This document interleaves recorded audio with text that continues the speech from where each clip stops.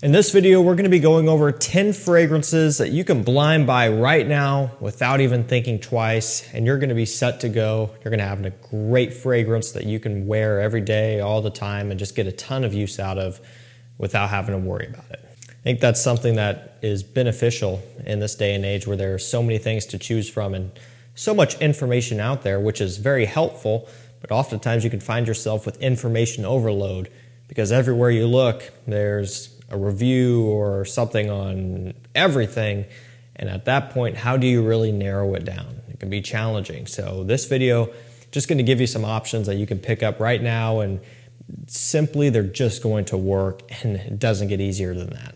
Now this first one's pretty much a brand new release, came out a couple months ago, earlier this year. L'Homme Lover by Jean Paul Gaultier. It's got vanilla, white pepper, ambergris, and musk. So I wasn't really sure what I was expecting going into this one. I figured it was going to be yet another decent smelling release.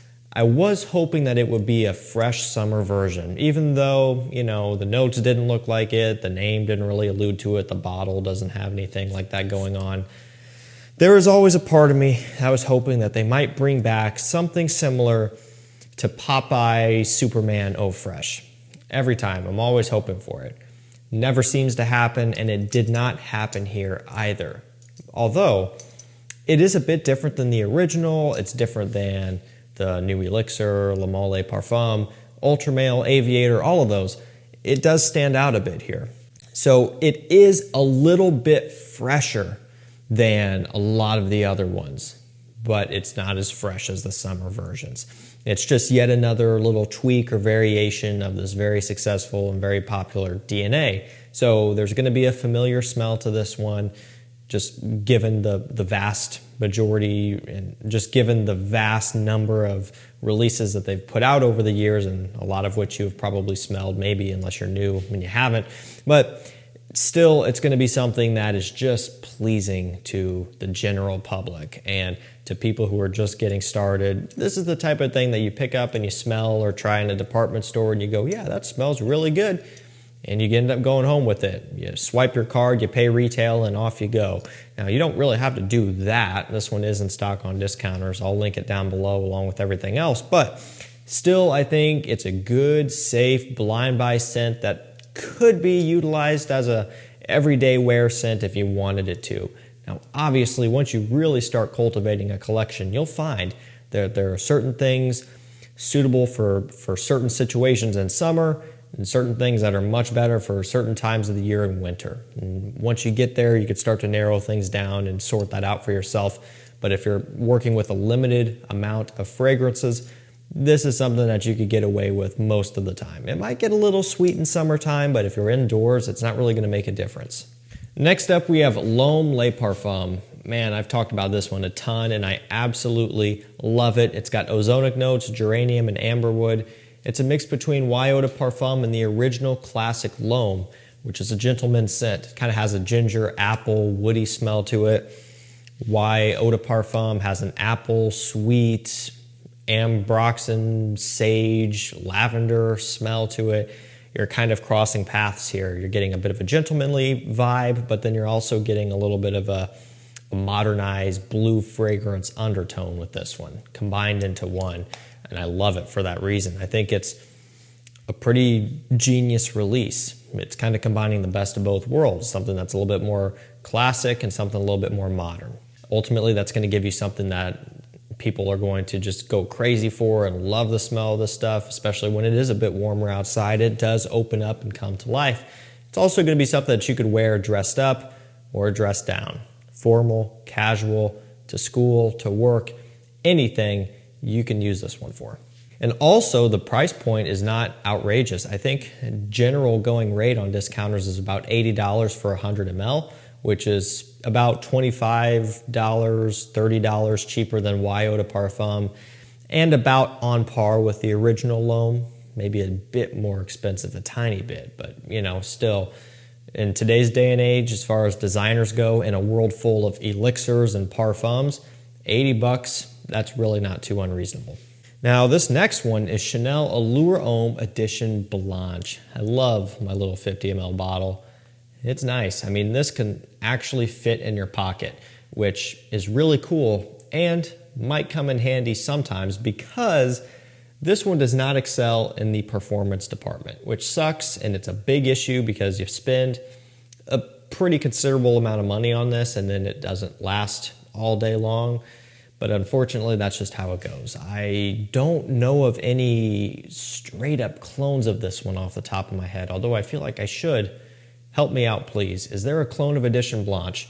I've recently covered a clone of Allure Homme Sport and all this and that, but is there? I feel like there should be, but I can't think of it now. It's going to bother me. And we'll just kind of move on from that, though. This one has lemon, vanilla, pink pepper. It's a summer gourmand lemon pie smelling scent. That's the best way I can describe it. A little bit citric off the top and then creamy and sweet as it dries down. Smells absolutely beautiful. I love that opening. A little bit sour and really turns heads, and then it just gets creamier and sweeter and sexier as it dries down. And so because of that lemon and that freshness, it kind of lends itself to being a summery scent. It just kind of feels that way and it smells that way, but it's kind of edible smelling. So it's like a summer gourmand, not your usual suspect for a summer-based scent, but it works really well. I think this one's great for summer evenings, date nights, just things like that, where you want something with a little bit more of a, sweetness, a little bit more of an intimate smell versus wearing, Nautica Voyage to a nice date night setting, which nothing wrong with that. But sometimes you might want something a little bit more soft and just has a little bit more depth going on behind it. And that's what this one does really well. I think it's a super safe blind buy. I really don't think anybody could dislike how this smells. Next up, we have Missoni Wave. Love this guy because it is around like $40. So really, really reasonable. And of course, that's on discounters here. It's kind of like a cross between Chanel Allure Homme Sport and Versace Pour Homme. It takes the bright and freshness from the Versace and then that creamier sweetness from Chanel Allure Homme Sport, mixes them together and brings it to you for about $40. And I'll clarify this real quick too. There is zero redundancy between this and Edition Blanche. So if you're thinking, that right next to each other and very similar, not the case. No lemon, it just really aren't all that close at all. So if you're kind of on the fence and you think that if you get both, they're going to be too similar, you don't have to worry about it. Now, if you're getting Versace Pour Homme and Chanel Allure Homme Sport, both of them, that could be a little bit of a redundancy issue going on. If you don't have those and you're just getting this, you're going to be in the clear. And like I said, though, to be fair, there are variances between those. The Versace's brighter, the Chanel's a bit creamier and sweeter, but not everybody's going to want to spend that much money to get both of them. You can just get the best of both worlds for the price of the Versace, essentially. So I think this is a really good, safe blind buy for the warm weather. Now, there's nothing cheap about this next one here. If you have deeper pockets and you want a really premium, everyday office scent, that would be great for very formal situations, but of course could be worn dressed down casually as well. I would point you towards Tom Ford Gray Vetiver, a really nice vetiver scent here with some orange blossom, some saffron as well, but really, guys, I mean, it's basically all about the vetiver. Relatively soapy vetiver here.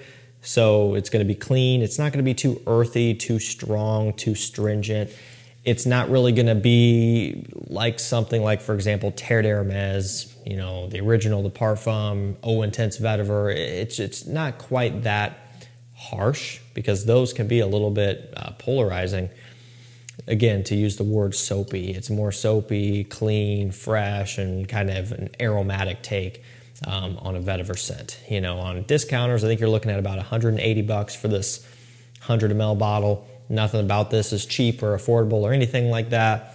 But if you do want one of the better vetiver fragrances on the market, this is it. And it's got considerably better performance than the original Gray Vetiver Eau de Toilette and Eau de Parfum. You could also go for something like Valentino Uomo Rock Stud Noir. I've got bergamot, sage, and ambergris here. It's following the trend of the aromatic ambergris scents.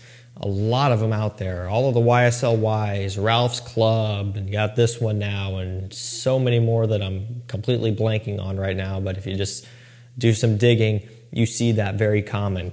lavender, sage, geranium, mixed with a whole bunch of ambroxan, ambergris, amber extreme, or whatever. And then, you know, if I didn't say it already, some citruses are thrown in the mix sometimes, or some fruity notes as well, or both. And that's kind of what we're working with these days. But I will give credit where credit's due. They all smell really good, you know. I'll spray this one on, and I think that smells great. Has a nice sour, almost fruity opening as well. Almost like a grape type of smell, even though they're not listing off fruits or anything like that. Give this one a spray. Go try it in a store. You'll see what I mean. Kind of this fizzy grape opening, and then you're drying down to that amber or ambroxan aromatic base, essentially.